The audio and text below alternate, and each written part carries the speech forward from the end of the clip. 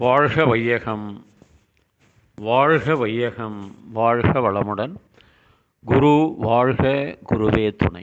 மனவளக்கலை உறவுகளுக்கு கோபாலின் வணக்கங்களும் வாழ்த்துக்களும். அருட்தந்தை வேதாத்திரி மகரிஷியின் மனவளக்கலையை பற்றி தினமும் சிந்தித்து கொண்டிருக்கின்றோம். சுவாமிஜி அவர்கள் எழுதிய வாழ்க்கை மலர்கள் என்ற நூலிலிருந்து பிப்ரவரி மாதம் 15ஆம் தேதி வெற்றி பெற வழி என்ற தலைப்பில் சிந்திக்கவிருக்கிறோம். தனக்கும் பிறருக்கும் தற்காலத்திலும் பிற்காலத்திலும் துன்பம் தராத செயல்கள் செய்ய வேண்டும். கூடுமான வரையில் பிறருக்கு உதவ வேண்டும். இதுவே வேதங்கள் மற்றும் புராணங்களின் சாரம், எசன்ஸ் ஆகும். ஏதோ சந்தர்ப்பவசத்தால் பிறருக்கு துன்பம் வந்துவிடுகிறது, அவர்களால் தீர்த்து கொள்ள முடியவில்லை. அப்போது இயன்ற வரையில் நாம் அப்படிப்பட்டவர்களின் துன்பத்தை தீர்க்கிற போதும் அதனால் நமக்கு துன்பம் வந்து விடாமல் பார்த்து கொள்ள வேண்டும்.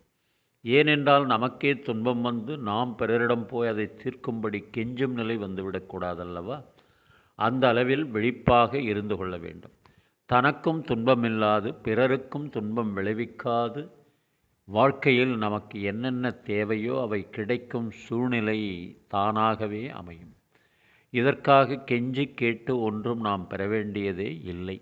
எந்த இடத்திலே, எந்த காலத்திலே, எந்த நோக்கத்தோடு எந்த செயலை நீ எவ்வளவு திறமையாக செய்கிறாயோ அதற்கு தகுந்தவாறு உனக்கு விளைவு வரும், வெற்றியும் வரும். அருட்தந்தையவர்கள்.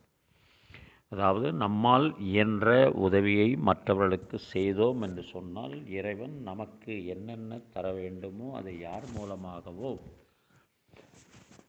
தந்து கொண்டே இருப்பான் என்ற அடிப்படையில் ஈகை என்பதை எடுத்துக்கொள்ளலாம். அள்ளி கொடுத்தே வாழ்பவன் நெஞ்சம் ஆனந்த பூந்தோப்பு, வாழ்வில் நல்லவர் என்றும் கெடுவதில்லை, இது 4 மறை தீர்ப்பு.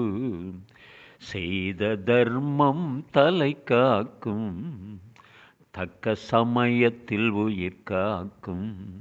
கூட இருந்தே குழி பறித்தாலும் கொடுத்தது காத்து நிற்கும்.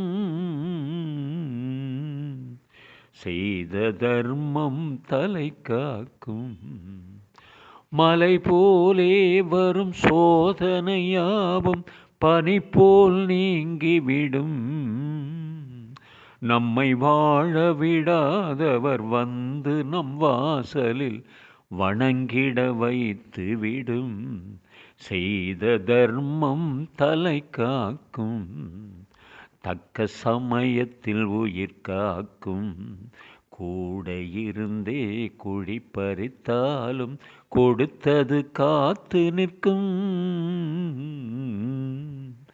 செய்த தர்மம் தலை காக்கும், தக்க சமயத்தில் உயிர் காக்கும். வாழ்க வளமுடன். நீங்களும் உங்கள் அன்பு குடும்பமும் வாழ்க வளமுடன்.